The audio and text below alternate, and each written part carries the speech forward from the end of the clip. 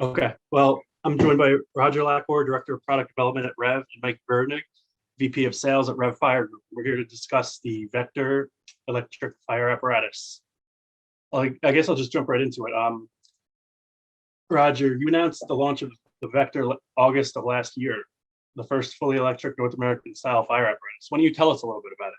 Will it be available in all Rev Fire Group brands?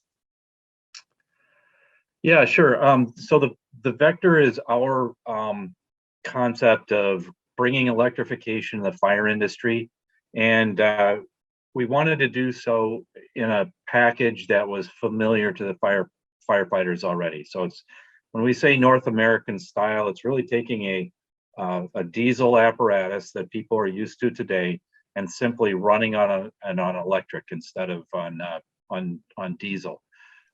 Now we still provide as an option, and we expect most people to take the option today, an option for a range extender.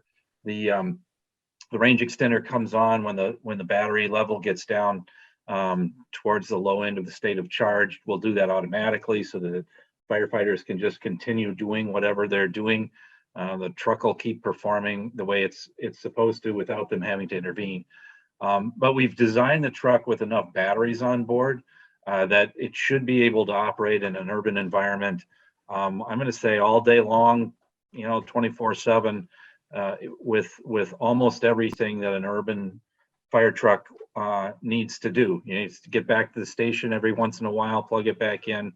But we think the state of charge is going to stay at a level that's going to allow them to continue to operate electrically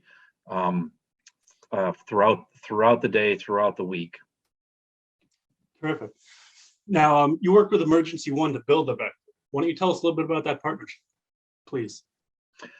Yeah, sure. So it's a little confusing because Emergency One Group Limited in the UK is a Scottish fire apparatus manufacturer.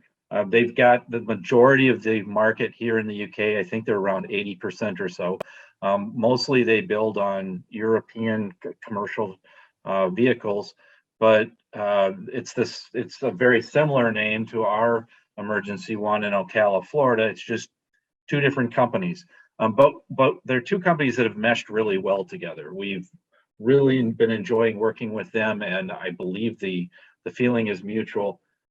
We have very close, similar cultures, very straightforward people, very easy to work with, and not a lot of airs and stuff like that. We're just there to work together and get the job done. They've been working on an electric fire truck for the past 4 or 5 years, and they brought out their world's first all-electric fire truck about 18 months ago. When we saw that, we said, hey, that's where we want to be too, and maybe we can learn from you guys. So we called them up, and they were keen to join with us, and we developed a partnership here where we've been providing the backbone, if you will, the cab and the chassis, and it's over here in Scotland. Actually, I'm just wrapping up a 2-week tour of duty over here, working with the guys on the truck, and then they've been providing the electrification side of it, the programming, the electronics, and then we're together integrating it all into a package, which is very similar to the approach that they took, and one that we think is really going to hit the mark.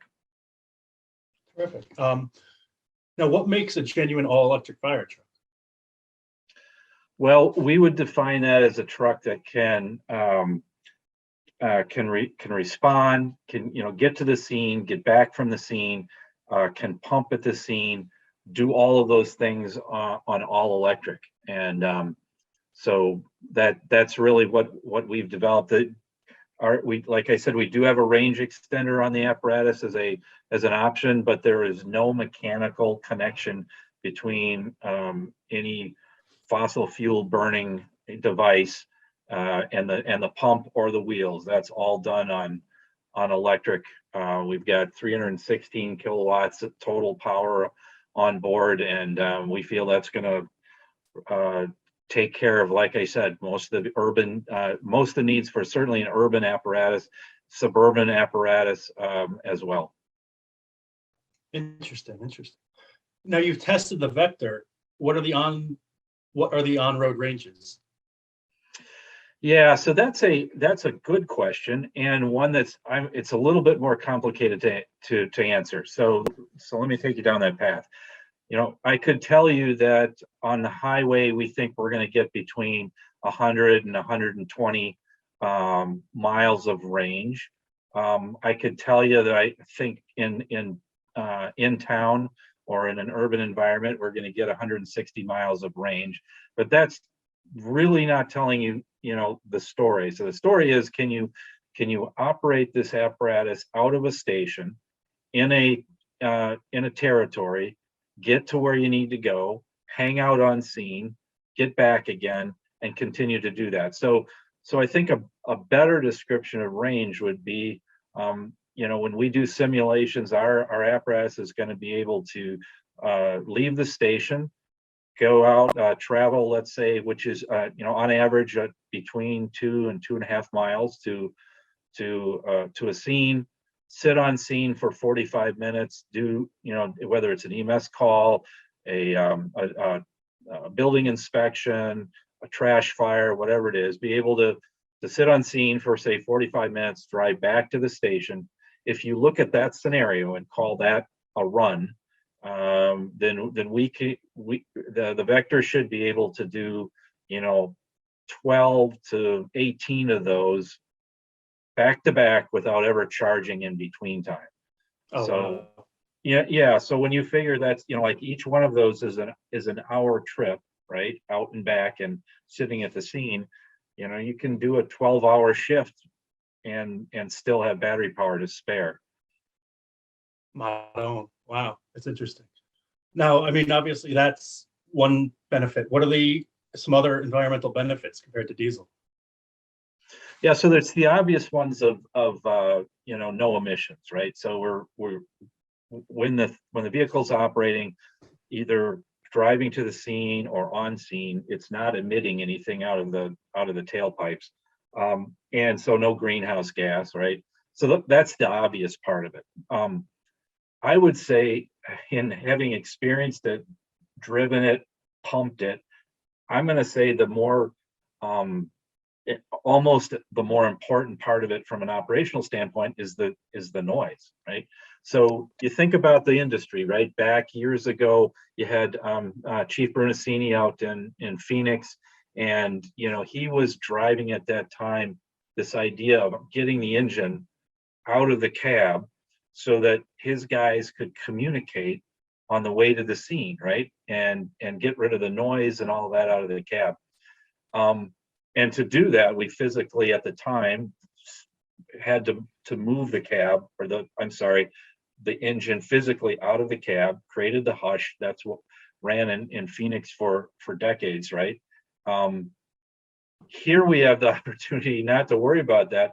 We just get rid of the diesel and the noise goes away. It's very quiet inside. You can talk easily on the way to the scene, and then you get to the scene and there's no noise because there's no engine running, and yet you still have scene lights, you have warning lights, you have communication, your air conditioning's running. All those things are happening perfectly quietly.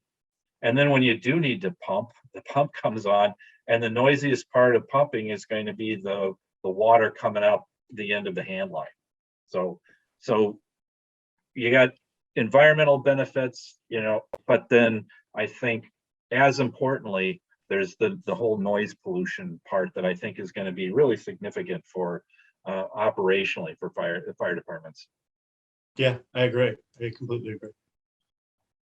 Would you mind just talking a little bit more in detail about the battery storage, battery location, configuration, and NFPA ULC pump and the benefits?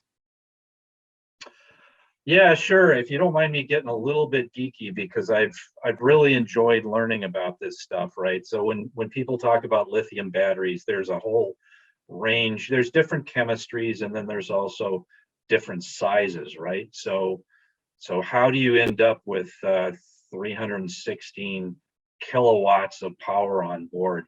The way it works is you start out with small cells. So if you're a Tesla, you start out with little cells that are the shape of like a AA battery, and you put a whole bunch of those together.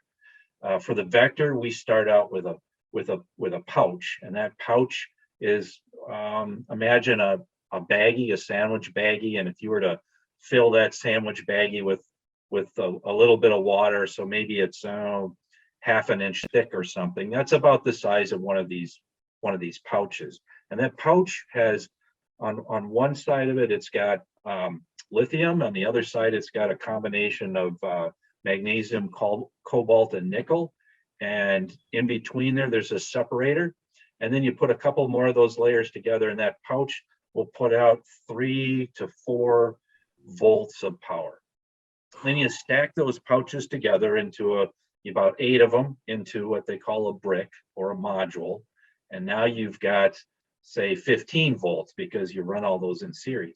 Then you take those and you stack them all together inside of a pack, right, which might be the size of, maybe half the size of a single mattress. Let's say it's enough to keep all of those bricks in there, and put those all in series, and now you've got 800 volts, or nominally 800, let's say 730 volts of power from putting all those little pouches in series. And then inside that pack, you also put enough electronics so that the electronics can be looking at the voltage levels of each of the packs individually, making sure they're all balanced properly, and then creating a safety network that when you want to keep all that power inside the pack, it stays inside the pack, and it's safe for people to work around the truck. Interesting. Now, would you mind just talking us through the regenerative braking and the regenerative braking? Yeah, sure. So that's a really important part of this whole thing, right? Because we want to be as efficient as possible. We also want as much range as possible. So the National Fire Protection Association standards already require us to have a retarder system on board, something that's going to work to slow the truck down in addition to the brakes, right? That's a requirement. And in today's diesel world, we have to add stuff to the truck to get that, right? You have to add a section onto your transmission in the case of a transmission retarder, or you have to add parts to the engine, or you have to add parts to the rear axle to create that feature. The beautiful thing about an electric vehicle is that you already have all of the components you need in the drive motor. So the drive motor is, very powerful as a motor, but the machine, the electric machine that it is, can be turned instantly into a generator, right? So when you take your foot off the accelerator, you just program that motor to stop being a motor and tell it to be a generator, and the motion that's coming from the rear axles spins it, and it starts pumping power back into the batteries. And then you can do that, you crank that up a little bit as you start putting your foot on the brake treadle. So you turn the motor into a generator, you power push that power back into the batteries, and now you've saved that amount of energy to be able to use when you put your foot back down on the accelerator again. Very cool, very cool. Now, you mentioned the Vector has a diesel engine for backup and is optional. Would you mind just talking about the specs of that, please? Yeah, sure. So it's the one we're using, it's a Cummins B series. It's 6.7 liter diesel. It's a 360 horsepower, and it's what you would normally find in, you could find in a high-end pickup truck. So it's not as big as the diesel engines that we use typically in Class A pumpers or aerials, but it's very capable. 360 horsepower. Now we don't use all of that. It's the unit we use because it's the smallest that we can get that isn't real tiny, and it's going to be is very, very capable. So we use about half of the power, and we just run that diesel at a constant RPM, and coupled with the range extender generator, it can pump about 125 kilowatts of power back into the batteries. We talked about the batteries being 316 total kilowatt hours of power. You don't want to use all of that. So the actual that you'll get out is around 252 kilowatt hours. You don't want to use all of your battery because you don't want to charge it all the way up. You don't want to charge lithium or deplete lithium batteries all the way down. You keep them in sort of a smaller range, and you're going to be able to extend the life of the batteries out extensively. And so that 125 kilowatts is a really good number to be pushing back into the batteries. They can take that easily. They're very comfortable with that. And with 252 kilowatt hours of total usable power on board, we can recharge just using the range extender. If you're out in the middle of nowhere and you need to power your batteries back up, it'll go from 0 to 100% state of charge in say 2.5 hours, something like that. That's cool. That's cool. Now, I mean, what are the configurations that the Vector's available? Why don't you talk about that, if you don't mind? Yeah, sure. So out of the gate, and when I say out of the gate, I'm talking about our projects, right, to bring the Vector into reality, and our partnership with customers, right? So we really don't want to be selling Vectors to just people that need a fire truck. We want to sell to people who are seeing the vision, seeing the future, that we're going to need to be there in 10 years, right, with electrification. And we want to partner with people that are willing to be early adopters. And we're learning about electric fire trucks as we design it. They're going to learn about electric fire trucks as they begin to use it. And we can get to that, 10 years from now, it's going to look all different, right? But those of us that have jumped in are going to learn a lot. So today we have range anxiety, right, as just electric vehicle consumers. It's perfectly natural for fire departments to have range anxiety and be, what happens when my batteries run out? So I think that almost everybody is going to be taking the range extender option to begin with. My prediction, however, is that once we get these things in departments and big cities or small cities that are using these start to find out that they aren't really using the range extender very much, that some percentage of their fleet, they could very comfortably start purchasing all electric without a range extender and be able to do everything that they need to do. And in those cases where they really have to be on scene for a long time pumping, they may decide they would bring in other apparatus, to take over at that point. That's where I think we might be getting to at some point. I might be wrong. Range extenders might be with us forever. But time will tell. Of course, always does. Now, Rev offers an optional range extender engine. Can you tell us the benefits of such a product? Yeah, well, that's kind of what we were just talking about, right? Is that the benefits to that end up being that if you can use the electric fire truck all day long, all week long, on electric only. But when you get to that situation for, let's say, the grid goes down and you don't have, there's not power to recharge it. You're Hurricane Katrina hits, and you're in the middle of Louisiana, and there's no way to plug it in. But you can get a diesel truck in there to be able to refuel. As long as you've got diesel in the tank, you can recharge the batteries and continue running. You can also run that range extender at the same time that you're either driving or pumping.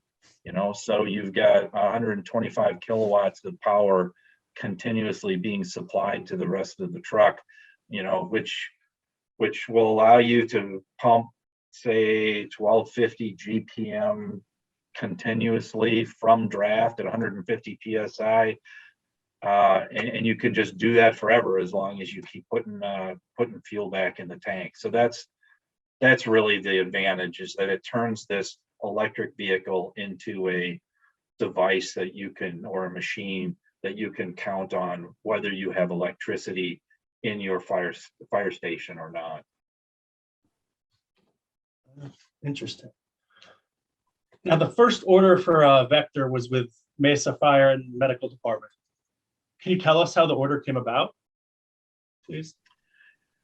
Yeah, sure. So we have a good relationship with Mesa. They were interested in the Vector and thinking about bringing, an electric fire truck into their station. I think a lot of the cities that have been contacting us, and we've really done quite a number of presentations with departments. We knew there was going to be interest, but the amount of interest is really way higher than what we had expected. And Mesa is a progressive department.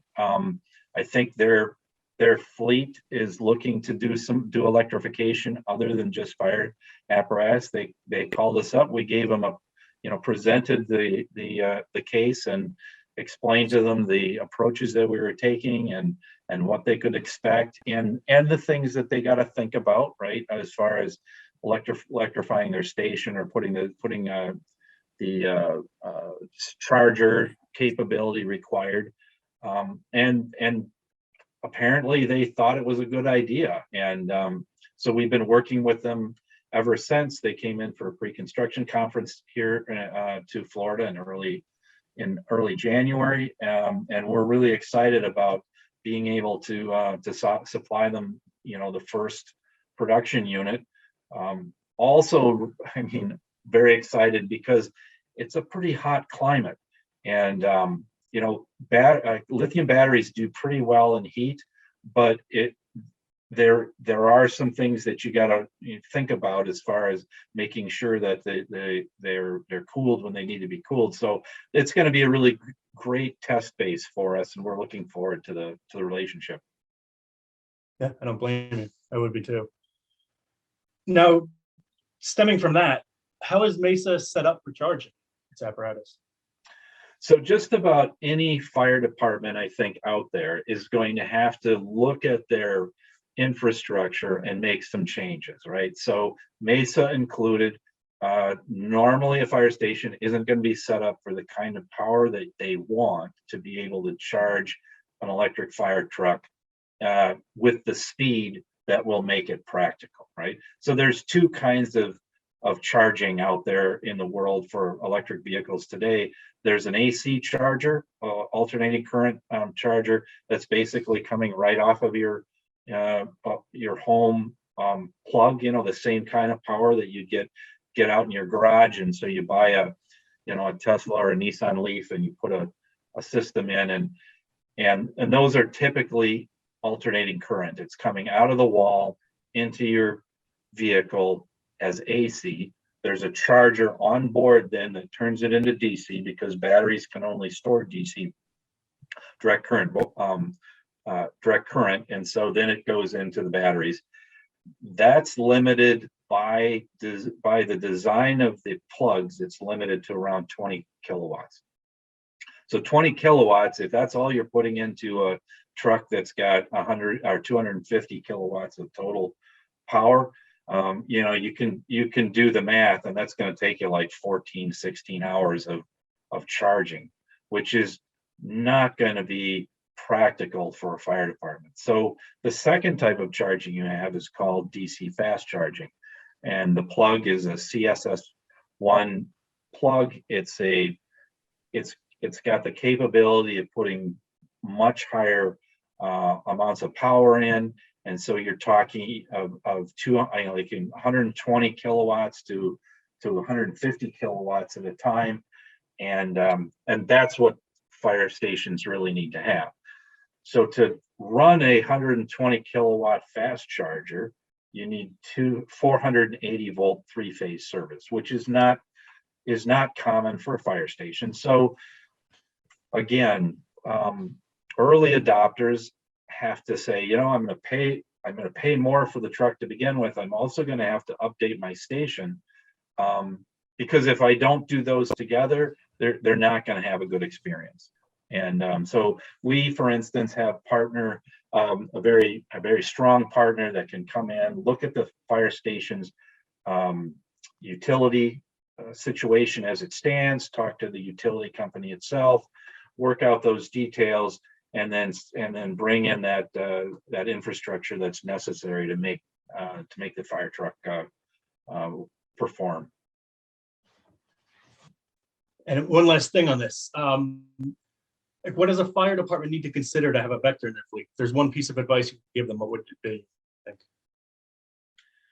So the one piece of advice that I would give for whether it's a Vector or anybody else's, electric fire apparatus, right? We're all moving into this new world together. And so I think the most important thing is an attitude, right? An attitude of saying, I'm going to learn along with my fire truck manufacturer, and we're going to learn together about design and operation, and we're going to help the whole industry move toward this brave new world of electric vehicles together. I think that's personally the most important thing. My feeling is that once people get an electric fire apparatus in the station, it's quiet, it's smooth, it doesn't have exhaust. If you're in a hot climate, one other thing I forgot to mention, you don't have this huge heat source sitting underneath your engine tunnel inside the cab. So air conditioning is going to work more efficiently. You don't have that hot turbocharger sitting right next to the leg of the officer. I think people are going to gravitate toward wanting to use the electric truck over their diesel trucks. That of course is with the caveat that those of us on the manufacturing side and the design side do our jobs well, and the product ends up being reliable and durable. I have every confidence that's going to be the case. But as in any new technology, as you bring it in, we're going to learn things. The department's going to learn things, and it's that early adopter attitude that I think is going to be most important in making this journey pleasant for all of us. Absolutely, I agree. One last quick question, and I'll let you go. Will the Vector be at FDIC when we hold it in Indy in late April? Absolutely, it will. Yes. Terrific. We look forward to seeing it. Thank you for Okay. your time, everybody. You bet. Thank you.